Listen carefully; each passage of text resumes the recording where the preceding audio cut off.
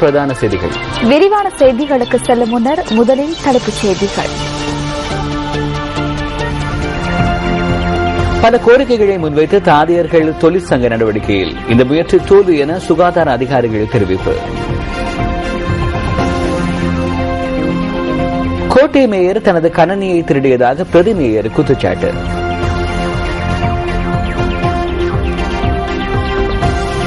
உள்ளூராட்சி மன்றத்துறைக்கு அபகீர்த்தி ஏற்பட்டுள்ளது. அமைச்சர் மைத்ரிபால சிறிசேன தெரிவிப்பு.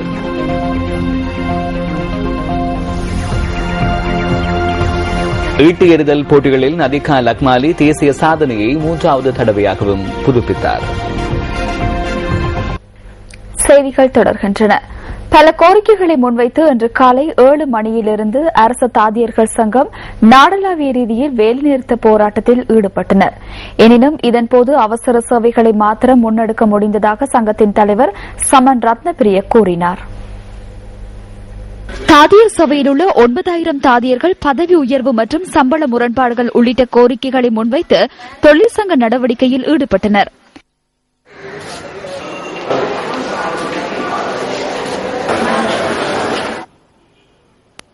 இதன் காரணமாக மாத்தறை வைத்தியசாலையின் அன்றாட செயற்பாடுகள் பாதிக்கப்பட்டதுடன் அவசர சேவைகள் மாத்திரம் இடம்பெற்றதாக எமது செய்தியாளர் கூறினார்.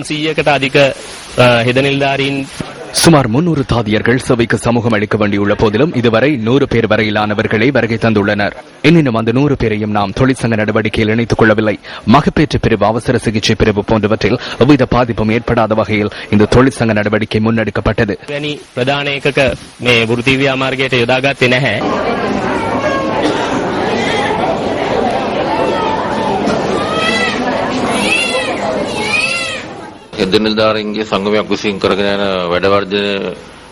அரசு தாதியர்கள் சங்கம் முன்னெடுக்கும் இந்த தொழிற்சங்க நடவடிக்கையினால் எமது வைத்தியசாலைக்கு எவ்வித பாதிப்பும் ஏற்படவில்லை.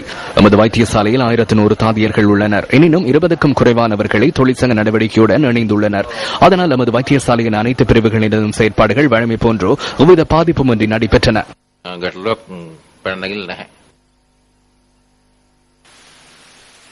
தாதியர்களின் தொழிற்சங்க நடவடிக்கையினால் அனுராதபுர போதனா வைத்தியசாலைகளின் இன்றைய செயற்பாடுகள் பாதிக்கப்பட்டதாக எமது செய்தியாளர் தெரிவித்தார். வைத்தியசாலையின் அன்றாட நடவடிக்கைகளிலிருந்து விலகியுள்ளோம். வழமையாக 350 தாதியர்கள் சேவைக்கு சமூகம் அளிப்பார்கள். ஆனால் இன்று 150 பேரை சேவைக்கு வந்துள்ளனர். அதாவது 60% சேவைக்கு சமூகம் அளிக்கவில்லை. இதேவேளை தொழிற்சங்க நடவடிக்கை காரணமாக திருகோணமலை பொது வைத்தியசாலையினதும் அன்றாட நடவடிக்கைகள் பாதிக்கப்பட்டுள்ளன.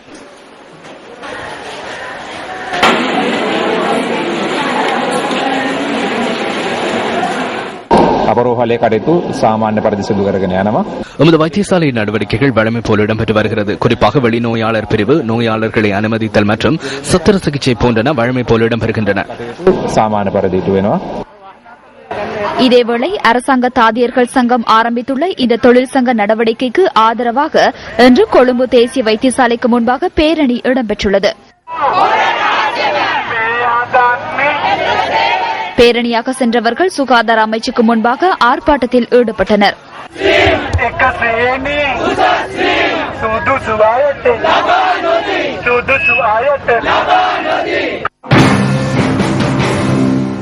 கோரிக்கைகள் பலவற்றை அடிப்படையாக கொண்டு அரசு தாதியர்கள் சங்கம் ஆரம்பித்துள்ள தொழிற்சங்க நடவடிக்கை காரணமாக நோயாளர்கள் அசௌகரியத்துக்கு உள்ளாவதனை தவிர்ப்பதற்காக நடவடிக்கைகள் எடுக்கப்பட்டிருந்ததாக வைத்தியசாலை அதிகாரிகள் தெரிவிக்கின்றனர். குறித்த கோரிக்கைகளை கலந்துரையாடல் மூலம் தீர்த்துக் கொள்வதற்கு சந்தர்ப்பம் உள்ள போதிலும் வைத்தியசாலைகளின் சேவையை முடக்குவது ஒருபோதும் நியாயமானது அல்லவென சுகாதார அமைச்சு விடுத்துள்ள அறிக்கையில் தெரிவிக்கப்பட்டுள்ளது. தாதியர்களின் பிரச்சினைகளை தீர்ப்பதற்கு சுகாதார அமைச்சு நடவடிக்கை எடுத்துள்ள போதிலும் வேறு நோக்கங்களை நிறைவேற்றிக் கொள்வதற்காக தாதியர்கள் பொய்யான விடயங்களை முன்வைத்து இவ்வாறான தொழிற்சங்க நடவடிக்கையில் ஈடுபடுவதாகவும் அந்த அறிக்கையில் குறிப்பிடப்பட்டுள்ளது. இவ்வாறு செயற்பட அரச தாதியர்கள் சங்கத்துக்கு எவ்வித உரிமையும் இல்லை எனவும் அந்த அறிக்கையில் மேலும் தெரிவிக்கப்பட்டுள்ளது. සම්පූර්ණයෙන්ම අසාර්ථක වෙලා தொழிற்சங்க நடவடிக்கை முழுமையாக தோல்வி அடைந்துள்ளது. பிரதான வைத்தியசாலைகளில் பெருமளவிலான தாதியர்கள் இன்று சேவைக்கு சமூகம் அளித்திருந்தனர். இந்த தொழிற்சங்க நடவடிக்கைக்காக விடுக்கப்பட்ட கோரிக்கைகளே இது தோல்வியடைய காரணமாகும். தற்போது சுகாதார அமைச்சினால் நடைமுறைப்படுத்தப்படும் சில விடயங்களை இவர்கள் கோரிக்கைகளாக முன்வைத்து தொழிற்சங்க நடவடிக்கையை ஆரம்பித்துள்ளனர். තමයි මේ වැඩ වර්ජනයේට මූලික හේතුව හදාගෙන තිබුණේ. අද දින සේවා අමුරේට නියමිත හෙදනිල් இன்றைய தினம் அதிக அளவிலான தாதியர்கள் சேவைக்கு சமூகம் அளித்திருந்தனர். இதனால் தேசிய வைத்தியசாலையில் வெளிநோயாளர் பிரிவில் அவசர சிகிச்சை பிரிவு உள்ளிட்ட அனைத்து சேவைகளும் எவ்வித தடையுமின்றி இடம்பெறுகின்றது என்பதை கூற வேண்டும். தொழிற்சங்க நடவடிக்கை தோல்வி அடைந்துள்ளதாக சுகாதார அதிகாரிகள் அறிக்கைகளை விடுத்து கூறுகின்றனர். அரசு சேவை ஐக்கிய தாதியர்கள் சங்கம் தாதியர் சேவையை காட்டிக் கொடுத்து இந்த சேவைக்கான உரிமைகளையும் காட்டிக் கொடுத்துள்ளது. அவ்வாறு செய்துவிட்டே ஊடகங்களுக்கு அறிக்கைகளை வெளியிடுகின்றனர். இந்த தொழிற்சங்க நடவடிக்கை தோல்வி அடைந்துள்ளது என்பதனை எடுத்துக்காட்ட வெட்கமற்ற முறையில் முயற்சிக்கின்றனர். எனினும் நாடளாவிய ரீதியில் இன்றைய தொழிற்சங்க நடவடிக்கை வெற்றி அடைந்துள்ளது.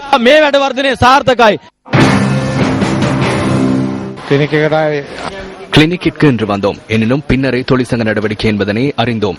இதுவரை எவ்வித சிகிச்சைகளும் வழங்கப்படவில்லை. எவ்வித பிரச்சனையும் இல்லை. மருந்து வழங்குகின்றனர்.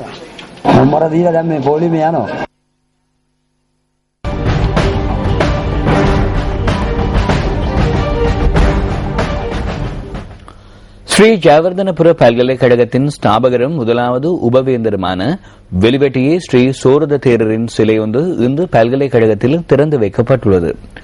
ஜனாதிபதி மஹிந்த ராஜபக்ச தலைமையில் இந்த நிகழ்வு இடம்பெற்றது.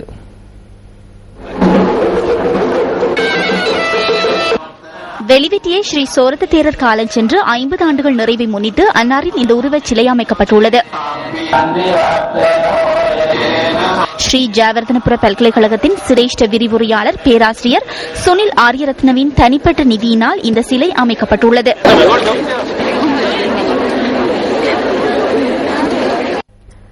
பதிமூன்றாவது திருத்தம் சட்டத்துக்கு அமைவான முறையில் அரசியலமைப்புடன் இணைக்கப்படவில்லை என தெரிவித்து நீர்கொழும்பைச் சேர்ந்த SM பத்மபிரியா சிறிவர்தன என்பவரால் தாக்கல் செய்யப்பட்ட மனு இன்று உயர்நீதிமன்றத்தில் பரிசீலனைக்கு எடுத்துக் கொள்ளப்பட்டது.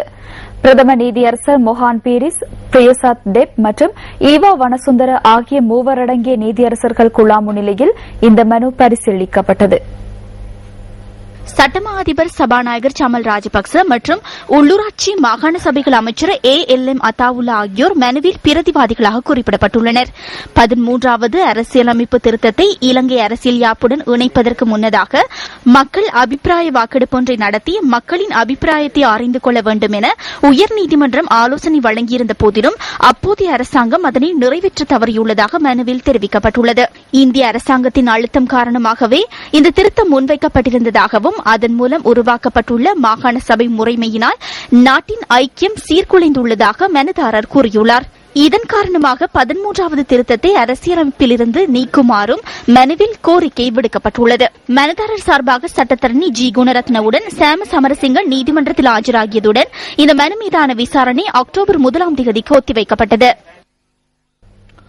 தமிழ் மக்களின் உரிமைகளை வென்றெடுக்க வேண்டுமாயின் வடமாகாண சபை தேர்தலின் போது ஒற்றுமையாக செயற்பட வேண்டும் என பல தமிழ் அரசியல்வாதிகள் குறிப்பிட்டுள்ளனர். வவுனியாவில் நேற்று நடைபெற்ற வைபவம் ஒன்றிலேயே இந்த விடயம் தெரிவிக்கப்பட்டது. தமிழீழ மக்கள் விடுதலை கழகத்தினால் ஏற்பாடு செய்யப்பட்டிருந்த வீரமக்கள் தினம் நேற்றைய தினம் வவுனியாவில் நடைபெற்றது. வவுனியா கோவில்குளம் உமா மகேஸ்வர நினைவு தூபி வளாகத்தில் ஏற்பாடு செய்யப்பட்டிருந்த இந்த நிகழ்வில் அரசியல் கட்சிகளின் முக்கிய பிரமுகர்கள் பலரும் கலந்து கொண்டிருந்தனர். இன்று தெரிவு செய்யப்பட்டிருப்பவரும் எந்த விதத்திலுமே எவருக்குமே ஒரு குறைந்த வேட்பாளர் என்று கூற முடியாது. அவரும் மிக கற்றறிந்தவர், நன்றாக துணிந்தவர், நன்றாக இந்த சபையை நடத்தக்கூடியவர் என்ற நம்பிக்கை மக்கள் மத்தியிலே உருவாக்கப்பட வேண்டும். அவர்கள் நிச்சயமாக அதை நம்புவார்கள். ஏனென்றால் முதலாக வடக்கு மாகாணத்துக்கு நடாத்தப்படுகின்ற ஒரு தேர்தல்.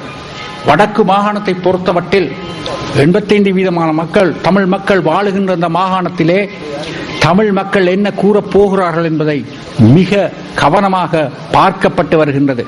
ஆயிரம் தோழர்கள், இளைஞர்கள், பொதுமக்கள் தங்களுடைய உயிரை அர்ப்பணித்திருக்கின்றார்கள். அந்த உயிருக்கு விலையாக நான் இதை கூறவில்லை. விலை மதிப்பற்ற உயிர்கள் அர்ப்பணிக்கப்பட்டிருப்பது ஏதோ ஒரு காரணத்திற்காக. அந்த காரணம் அடைய முடியாத ஒரு விஷயமாக இங்கு இருந்தாலும் தமிழ் மக்கள் நிம்மதியாக தங்களுடைய பகுதிகளிலே தாங்களே தங்களுடைய அலுவல்களை பார்த்து தங்களை ஆளுகின்ற ஒரு நிலைமையை உருவாக்கினாலே ஓரளவுக்காவது அவர்களுடைய மனத்தில் ஒரு சாந்தி ஏற்படும். ஐக்கியப்பட முடியாமல் ஓரணியாக நின்று நாங்கள் எங்களுடைய இலட்சிய பாதையை நோக்கி நாங்கள் செல்ல முடியாத ஒரு துர்ப்பாக்கிய நிலைமையிலே நாங்கள் இன்று இருக்கின்ற நிலையிலே நாங்கள் எஞ்சியிருக்கின்ற எங்களுடைய அரசியல் களத்திலே ஜனநாயகத்திலேயும் நாங்கள் போராடுகின்ற வேளையிலே நாங்கள் ஒற்றுமைப்பட தவறுவோமாக இருந்தால், ஐக்கியப்பட நாங்கள் தவறுவோமாக இருந்தால், நாங்கள் எங்களுடைய தொடர்ந்தும் நாங்கள் கனவு காண்பவர்களாகவே தான் இருக்க முடியும். தமிழ் மக்களை ஏமாற்றுபவர்களாகவே தான் இருக்க முடியும். ஆகவே இந்த அரசியல் களம் இப்பொழுது உள்நாட்டிலாக இருந்தாலும் சரி, அயலிலே தமிழகத்திலே இருந்தாலும் சரி, அல்லது சர்வதேச ரீதியான களமாக இருக்கலாம், நாங்கள் இந்த அரசியல் களத்திலே ஒற்றுமைப்பட வேண்டிய ஒரு கட்டத்துக்குள் நாங்கள் வந்திருக்கின்றோம். பல ஆயிரக்கணக்கான இளைஞர்களை இன்றைக்கு சிறைகளில் வச்சிருக்குது, அல்லது காணாமல் போக வைத்திருக்கு, அல்லது இன்னும் இந்த தேர்தல் காலங்களிலே சிறிய சலுகைகளை காட்டி தமிழ் மக்களை பிரித்து கையாளுவதற்கான பல முயற்சிகளை செய்து கொண்டிருக்கிற இன்றைய காலகட்டத்தில் ஒரு ஜனநாயக ரீதியாக இந்த வடக்கில் நடைபெற இருக்கின்ற தேர்தலில் ஒவ்வொரு தமிழ் மகனும் நாங்கள் ஒற்றுமையாக வேலை செய்ய வேண்டிய பெரிய பொறுப்பும் கடமையும் இருக்கிறது. பொதுநலவாய அரசு தலைவர்கள் மாநாட்டையும் 13வது அரசியலமைப்பு திருத்தத்தையும் ஒன்றிணைந்து நோக்கும் அரசியல்வாதிகள் முட்டாள்கள் என இளைஞர் விவகாரம் மற்றும் திறன் அபிவிருத்தி அமைச்சர் தலஸ் அழகப்பெரும தெரிவிக்கின்றார்.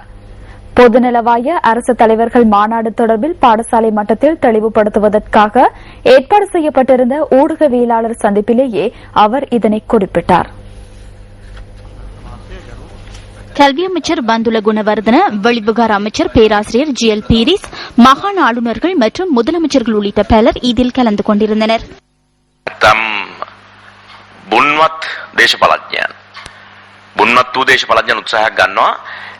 இந்த மாநாடு தொடர்பிலான கவனத்தை வேறு திசைக்கு கொண்டு செல்ல சில முட்டாள்தனமான அரசியல்வாதிகள் முயற்சி செய்கின்றார்கள். ஏன் இவ்வாறு செயற்பட வேண்டும்? 24 வருடங்களுக்கு பின்னர் ஆசியாவுக்கு கிடைக்கும் சந்தர்ப்பம் இது என அமைச்சர் ஜிஎல் பீரிஸ் கூறினார். இலங்கை பொறுத்தமட்டில் வரலாற்றில் முதல் தடவையாக கிடைக்கும் சந்தர்ப்பமே இதுவாகும். சில அரசியல்வாதிகளிடமிருந்து தெளிவான சில விடயங்கள் புரிகின்றன. பொதுநலவாய அரசு தலைவர்கள் மாநாட்டில் தலைமைத்துவம் இலங்கைக்கு கிடைத்தமை மற்றும் அதன் தலைமை பீடத்தில் ஜனாதிபதி மஹிந்த ராஜபக்ச அமரும் விடயம் ஆகியவற்றை அரசியல் மாற்று கருத்துக்களாக நோக்குகின்றனர். පුටු ඉඳ ගැනීම කියන කාරණේම දේශපාලන ප්‍රතිවිරෝධයන් බවට පත් කරන්න උත්සාහ ගන්නවා. இலங்கைக்கு எதிராக கடுமையான முறையில் ராஜதந்திர மற்றும் பொருளாதார தாக்குதல்கள் நடத்தப்படுவதாக வெளிவிவகார அமைச்சர் பேராசிரியர் ஜிஎல் பீரிஸ் தெரிவிக்கிறார். கொழும்பில் நேற்று நடைபெற்ற கூட்டம் ஒன்றிலேயே அமைச்சர் இதனை கூறினார். தொழிற்சங்கவாதிகளின் சங்கம் அமைச்சரை சந்தித்தல் என்ற தொனிப்பொருளின் கீழ் ஏற்பாடு செய்யப்பட்ட இந்த செயற்திட்டம் வெளிவிவகார அமைச்சர் பேராசிரியர் ஜிஎல் பீரிஸ் தலைமையில் நடைபெற்றது. It is no mean achievement that the next meeting of the Commonwealth heads. இம்முறை பொதுநலவாய நாடுகளின் தலைவர்களின் மாநாட்டை இலங்கையில் நடத்துவது என்பது இலகுவான காரியமல்ல. நீங்கள் அறிந்ததை போன்று அதற்கு பல எதிர்ப்புகள் காணப்படுகின்றன. கடும் எதிர்ப்புகள் இருந்தன, அதனை மறந்துவிட வேண்டாம். யுத்தம் நிறைவடைந்தாலும் இன்னும் டயஸ்போரா இலங்கைக்கு எதிராக செயல்படுகின்றது. இலங்கையில் ராஜதந்திர மற்றும் பொருளாதார மாற்றத்துக்கு அவர்கள் முயற்சிக்கின்றனர். இதனால் இலங்கைக்கு எதிராக கடும் ராஜதந்திர மற்றும் பொருளாதார தாக்குதல்கள் நடத்தப்படுகின்றன. Sri Lanka diplomatically and economically. It is a diplomatic and economic onslaught against Sri Lanka. அனைவரும் இணைந்து மாகாண சபை முறைமையை முழுமையாக ரத்து செய்ய வேண்டும் என அஸ்கிரி பீடத்தின் மகாநாயக்க தேரர் உடுகம ஸ்ரீ புத்தரகித தேரர் தெரிவிக்கின்றார். அனைவரும் ஒன்றிணைய வேண்டும் என பல சந்தர்ப்பங்களில் சுட்டிக்காட்டிய போது ஒருபோதும் அது நடைமுறைப்படுத்தவில்லை என அவர் கூறினார். மாகாண சபை முறைமையை ரத்து செய்வதற்கான தேசிய ஒன்றியம் இன்று அஸ்கிரிய பீடத்தின் மகாநாயக்க தேரரை சந்தித்து ஆசி பெற்றனர். மாகாண சபை முறைமை ரத்து செய்யும் முயற்சிக்கு ஆதரவு வழங்குமாறு அந்த அமைப்பு மகாநாயக்க தேரரிடம் கேட்டுக் கொண்டது.